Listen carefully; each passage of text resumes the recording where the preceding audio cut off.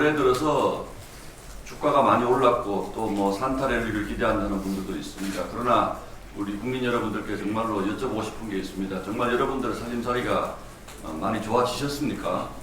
지난 주말에 주유소에 들렀더니 리터당 기름값이 1,800원을 넘어선 것을 확인할 수 있었습니다. 물론 뭐 좀 그보다 낮은 것도 있습니다만 기본적으로 국제유가가 우리 기름값에 반영되는 건 좀 시차가 있으니까 이 추세로 가면 아마 리터당 2,000원 시대가 조만간 곧 올 것 같은데 문제가 이것만 그런 것이 아니죠. 지금 그 한국은행이 내놓은 데이터를 보면 뭐 당연히 그 환율 때문에 생산자 물가, 소비자 물가 다 많이 올랐습니다. 특히 소비자 물가는 1년 전에 비해서 2.4%가 올랐는데 우리가 뭐 가장 많이 소비하는 커피 같은 경우에 2000년하고 대비를 해봤더니 우리 원화 가격으로 따지면 4배가 올랐다고 합니다.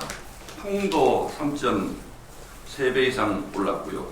소고기 수입 가격도 달러 기준으로는 30%밖에 안 올랐지만 원화 기준으로 하면 60% 넘게 올랐고 지금 대부분의 소비자 물가들이 달러 가격으로 오히려 떨어진 것들도 물가가 많이 올랐다고 합니다. 이런 것들을 보면 연말에 여행 다니실 분들 또 송년회 하시는 분들 가족 식사하시는 분들 굉장히 많을 텐데 아마 생활이 훨씬 더 궁핍해졌다는 느낌을 갖는 분들이 많지 않을까라는 생각을 합니다. 또 하나 이제 집값 문제를 될 수밖에 없는데 예전에는 서울에서 집 한 칸 얻는 것이 참 어렵다 이런 말들이 있었습니다만 작년 가을에 들어서면서부터 서울에서는 전세 살기도 어렵다라는 말이 나오더니 이제는 월세 살기도 어려워졌다.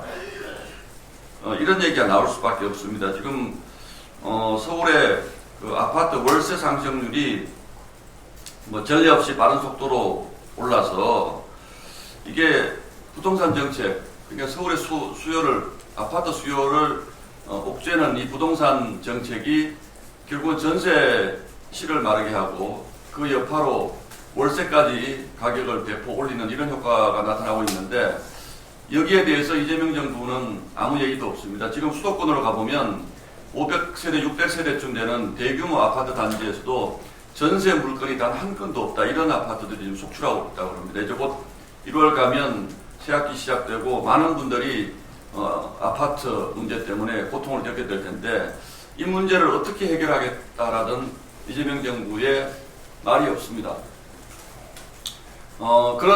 이런 상황인데도 불구하고 김민석 총리가 지난주에 이재명 정부가 좀 더 길었으면 좋겠다라는 이런 엉뚱한 얘기를 하는 것을 보면 이분들이 다른 나라에서 살고 있는 사람들이 아닌가라는 그런 생각을 하지 않을 수가 없습니다. 추가로 이창용 한국은행 총재께도 좀 여쭤보겠습니다. 지금 우리가 가지고 있는 근본적인 환율 문제라든지 또 이로 인한 고물가 문제 이런 것들이 굉장히 심각한 것이 과다한 돈풀기 정책 때문에 나오는 것이 거의 분명한데 세계적인 석학이라는 이창용 한국은행 총재가 여기에 대해서 아무 말이 없습니다. IMF가 이런 추세로 가면 2030년대가 되면 우리 국가부채 규모가 60%를 훨씬 상회한다.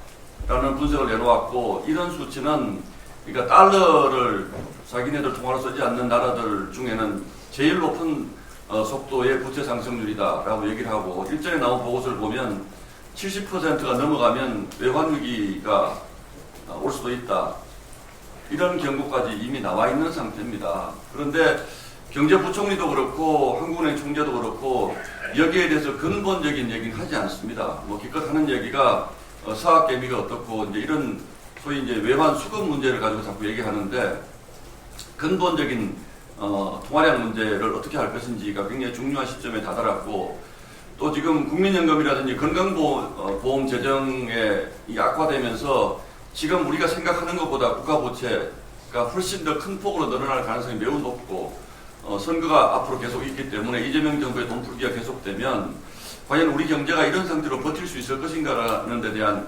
걱정을 나라 안팎을 가리지 않고 하는 분들이 굉장히 많습니다. 경제부총리가 그렇다 치고 저는 세계적인 석학으로 알려져 있는 이창용 한국은행 총재께서 과연 우리나라 같은 그 경제 구조를 가지고 있는 나라가 이렇게 계속해서 돈 풀기에 나설 경우에 어떤 나중에 부작용이 생길지 여기에 대해서 아무 얘기를 하지 않고 있는 것이 굉장히 의아스럽습니다. 이창용 총재는 심지어 국립대학교의 학생 수에까지 다 본인의 주장을 내세우는 분이 정작 본인이 전공이라고 할 수 있는 이 우리나라의 그 통화량의 급속한 증가 문제 그리고 국가 부채의 급속한 증가 문제 이런 부분에 대해서 아무 얘기를 안 하고 있는 것은 대단히 잘못된 것이라고 봅니다. 그래서 이 문제에 대해서 과연 우리 국민들이 어떻게 받아들여야 될지 꼭 좀 답을 주시기 바랍니다. 지금 이런 경제 상황에서 대장동 저수지에 무제한으로 현금을 정해놓은 사람들이라든지 아니면 배추밭 투자를 아주 잘하는 분들이라든지 이런 분들이야 아무 걱정이 없을지도 모르겠습니다만 일반 서민들 입장에서는 지금 굉장히 불안하고 아주 내년이 걱정되는 그런 겨울을 맞고 있다는 점을 꼭 좀 알아주시기 바랍니다. 이상입니다.